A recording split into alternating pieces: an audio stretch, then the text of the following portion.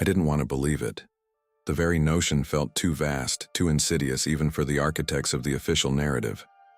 But then I looked at the faded census records, the brittle ledgers from the 1870s, nestled deep within forgotten archives. It was the year they deleted your ancestors, not with a bullet or a blade, but with a pen stroke, a bureaucratic vivisection. I held a single, dog-eared page, an anomaly salvaged from a forgotten municipal vault before the renovations claimed it. A list of names, occupations, ages, but the startling emptiness of the preceding decades, the sudden appearance of entire families with no prior documented existence in that region. It screamed. It was a digital ghost in an analog world, a phantom limb of history, aching with what was once there. The scale of the Mudflood, the terrestrial convulsions, the overwhelming deluge that buried the first stories of our magnificent old world under meters of detritus, had left a colossal void. Cities became hills, ground floors became basements, and the survivors, the scattered inheritors of a forgotten golden age, were suddenly adrift. They were refugees in their own land, squatters in buildings they could no longer comprehend, let alone construct. These grand structures, these marvels of Antiquitech, were presented to them as the work of primitive hands, or even worse, built by immigrants with shovels and grit. A brutal lie. This catastrophic event, this global reset, presented an opportunity for the Institute, the self-appointed custodians of a new, impoverished reality. They seized it. They didn't just rewrite history, they erased entire generations. They severed the umbilical cord to a past where free energy flowed, where healing came from harmonic resonance, where the very air was vital with etheric power. They replaced it with scarcity, with fossil fuels, with paid poisons. The year 1870 wasn't just a point on a timeline, it was a chasm. Before it, a vibrant, wirelessly powered civilization. After it, a world of smokestacks and servitude. The birth certificate, that seemingly innocuous document, became their primary tool.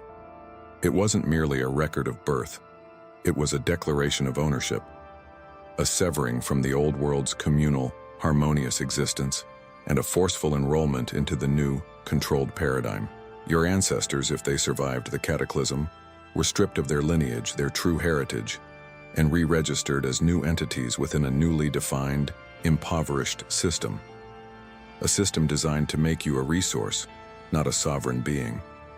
The official records tell a tale of rapid expansion of pioneering spirit, of sudden technological leaps from horse-drawn carriages to steam engines. But one photograph destroys it. Just one. A bustling city street in the 1860s with buildings far too intricate, far too grand for the supposed technology of the age. And then, the mud line. The telltale signs of buried windows, of street levels raised by meters, and the faces of the people, weary, lost. Not the faces of pioneers, but of survivors grappling with an incomprehensible loss. They were the inheritors of ruins, told to forget the architects. The Institute understood the power of narrative. They understood that to control the future, you must first control the past. And to control the past, you must control the identities of those who lived through it. The systematic creation of new identities, new birth dates, new family trees, all commencing after the Great Obscuration, was a colossal undertaking.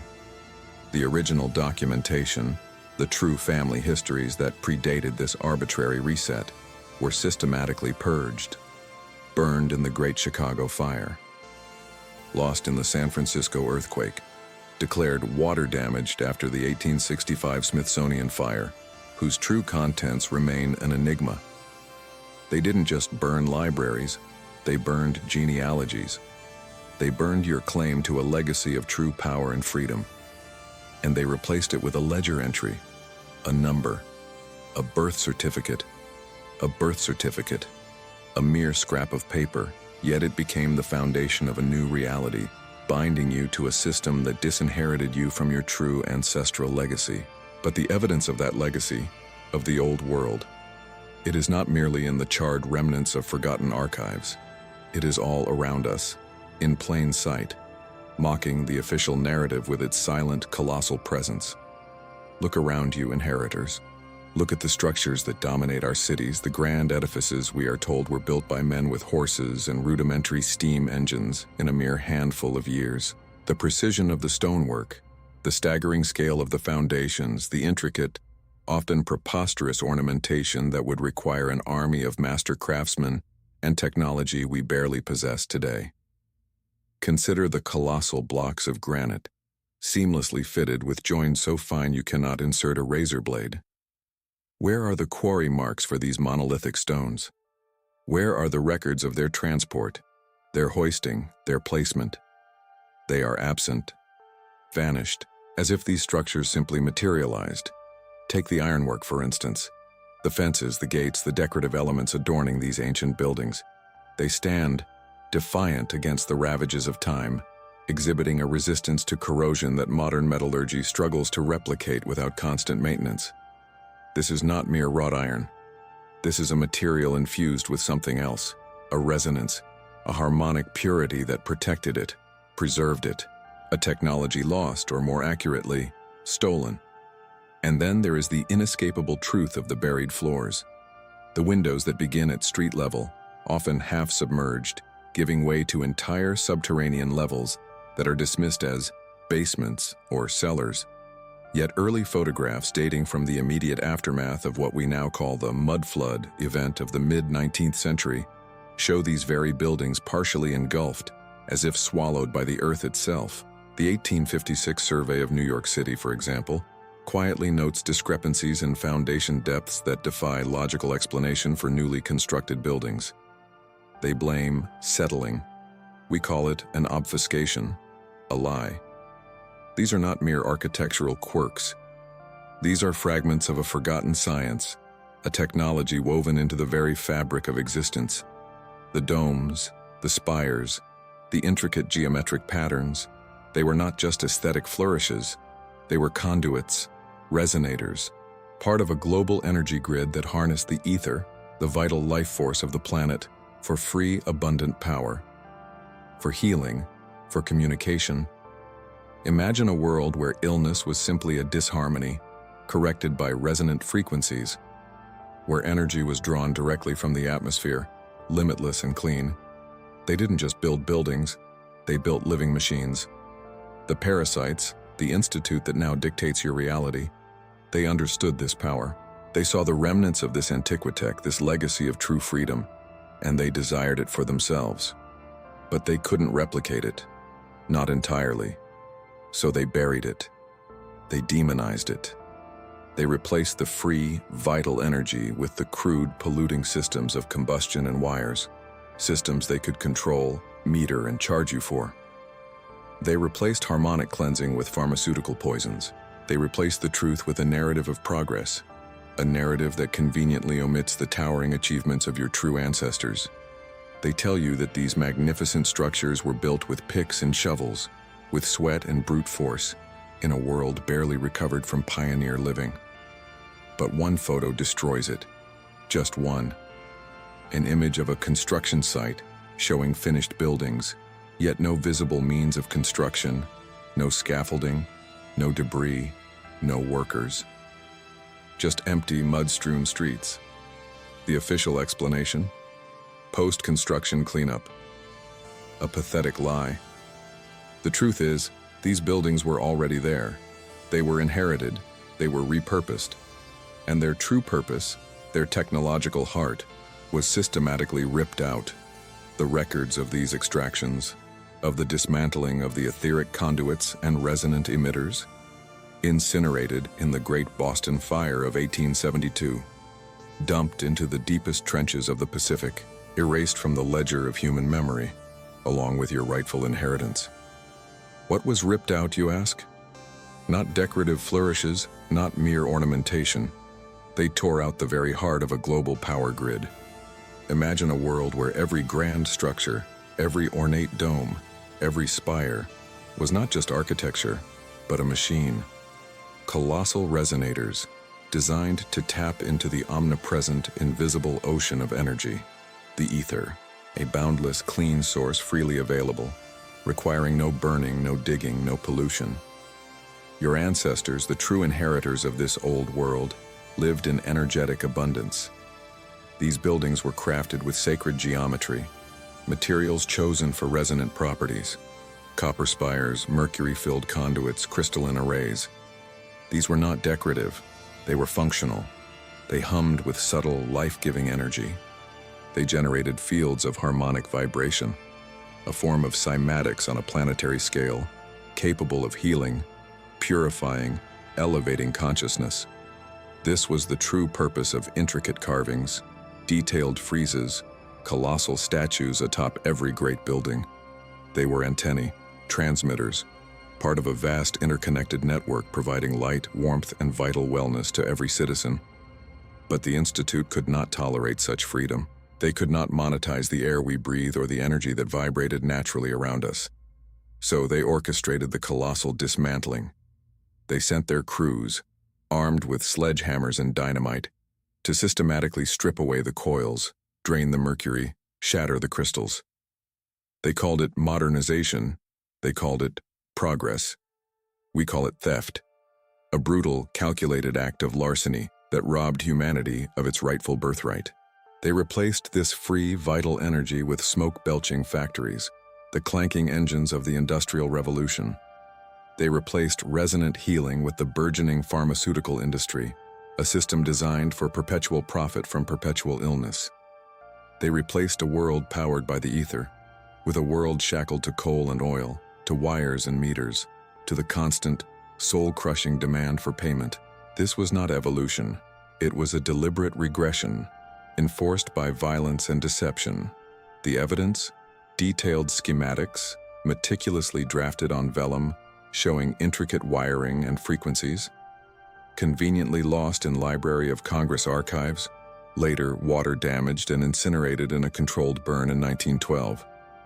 The massive mercury-based condensers, salvaged from the San Francisco Mint before its supposed 1906 earthquake, melted down, their true alchemical purpose rebranded as industrial scrap. The copper coils, thicker than a man's torso, extracted from old New York City Hall, sold for pennies. Their power dismissed as madness. They didn't just bury the past, they burned it. They melted it. They scattered its ashes, hoping we, the inheritors, would never connect the dots. But one photograph, just one, can still scream the truth. That single image, often dismissed as an optical anomaly, an artistic flourish, or even an outright fabrication, is a testament to the colossal, coordinated effort undertaken by those who sought to erase the old world. Who were they? We call them the Institute, the parasites, the architects of this grand deception, the custodians of the official narrative. Their motive was not merely power, but absolute, unchallenged dominion, the suppression of free, ubiquitous energy, the monopolization of health and knowledge. They understood with chilling clarity that a populace reliant on their systems, their fuel, their medicines, would be a populace easily managed, a populace enslaved. Remember the mercury condensers, their intricate coils humming with vital energy, capable of drawing healing frequencies from the very air? Their true purpose, their harmonic resonance, was not merely rebranded as industrial scrap. They were melted down, their alchemical essence rendered inert, their very memory purged from the collective consciousness. The colossal copper coils, those elegant conduits of the ether, were stripped from the architectural marvels, sold for pennies, their profound power dismissed as the fevered ramblings of lunatics. They replaced the promise of boundless clean energy with the choking soot of coal and the brutal grind of the factory floor. And what of the physical proofs, the palpable evidence that contradicted their carefully constructed reality? The forbidden journals, bound in human leather, detailing the sonic healing chambers that could purify the body with mere frequency, restoring vitality without chemical intervention, incinerated in the Chicago fire of 1871, a conflagration far too convenient, far too complete. The Great Fires, they called them.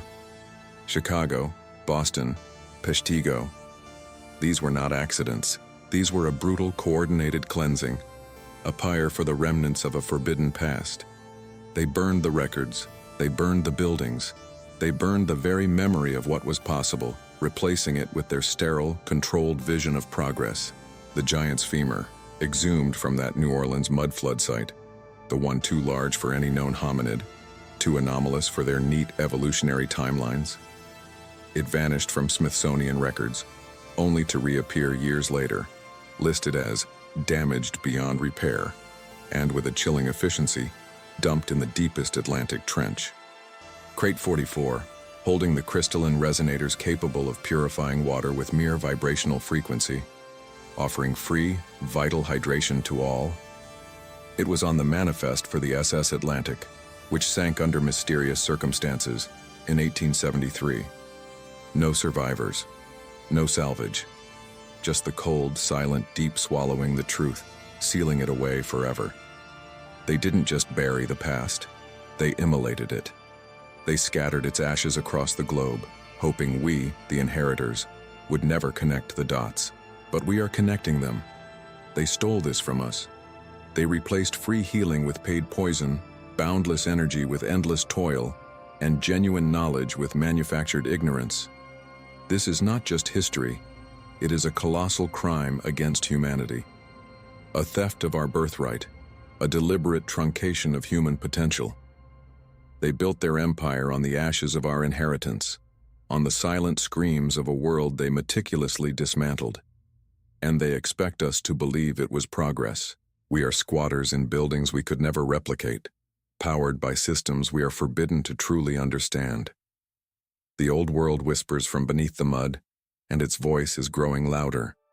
The old world whispers from beneath the mud, and its voice is growing louder. It is a sorrowful song, a lament for a paradise lost, for the vibrant tapestry of existence they meticulously unraveled. This is saudade, a profound longing for what is gone, for what might have been, yet feels intensely real. This is the ache I carry for the world they deleted: free energy, resonant healing, monumental structures that sang with the ether. We are inheritors of a grand illusion, born into a narrative crafted by the hands that buried our true lineage. The official story paints 1870 as Reconstruction, Industrial Revolution. I see it as the year they solidified control, the birth certificate trap snapping shut. Before, records were local, communal. After, a centralized system emerged, cataloging every soul into a controllable ledger. Each birth certificate, a subtle tether. Each census, a tightening of chains. Your ancestors, many simply vanished. Inconvenient lives, an anomaly to the nascent fabricated timeline, not forgotten, unmade. The mudflood, the fires, the engineered catastrophes, no random acts. Brutal, cleansing waves of a reset, obliterating physical evidence, shattering collective memory. They replaced vital harmonic technology with crude polluting machines. They replaced free etheric healing with a pharmaceutical paradigm built on perpetual illness and profit. This was no progress. It was colossal regression, an amputation of humanity's higher potential, leaving us scrambling, dependent on our subjugators. I have held the fragments. I have seen the photographs, forgotten patents, whispered accounts. A giant's femur documented in an 1890 journal, lost in the 1906 San Francisco earthquake. Convenient destruction for a truth too large. Blueprints for atmospheric energy collectors, filed in patent offices, later deemed impractical, suppressed. They didn't just hide evidence, they incinerated it, dumped it in ocean trenches, reclassified it as fiction. Every smoking gun dismantled, every trace expunged. We stand today on the ruins of a magnificent civilization, one that understood the very fabric of reality, that harnessed the subtle energies of the cosmos. We are children playing in the debris of a grand cathedral, unaware of its purpose. Believing cracked stones are merely decorative. The old world isn't truly gone. It breathes beneath the asphalt, hums within the foundations of these colossal, anachronistic structures.